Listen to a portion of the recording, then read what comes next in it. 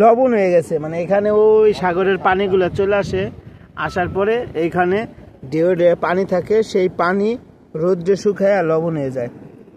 তো যারা সাগর পাড়ে থাকে তাদের কিন্তু লবণ কিনা লাগে না, এটা কিন্তু বাস্তব। যেমন এই যে ভাই লবণের ব্যবসা করে, ভাই আপনি লবণের ব্যবসা করে এই সাগর পাড়ে কেমন টাকা কামান? 10 বছর ধরে এই লবণের ব্যবসা করি। হ্যাঁ, এখানে ভালো লবণের উৎপাদন হয়।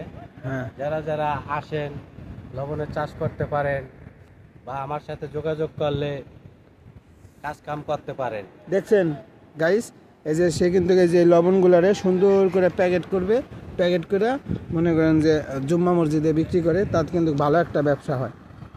তো এই সাগর পার ভাই, এই লোক আপনার সাথে? হ্যাঁ, এটা তো আমাদের সাথে কাজ করে।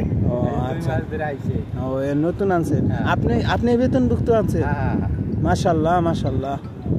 ভাই কি আপনার নতুন কোনো লোকে ফোন দিছে কাজের সন্ধানে? যাক, ভাই খুব ব্যস্ত লোক। তো দেখলেন গাইস, যাদের কোম্পানিতে কাজ থাকবে না তারা চলে আসবেন, সমস্যা নাই। এই যে লবণ, এই লবণাক্ত পানি, তার ইতিমধ্যে তার আরেকজন কর্মী আসতেছে হয়তো। ভাই সে কি বস্তা দাও কাছে নিয়ে আসতেছে ভাই? হ্যাঁ, ওকে গাইস, ভালো থাকবেন, ভিডিওটা লাইক মেরে দিবেন এই ভাইদের জন্য।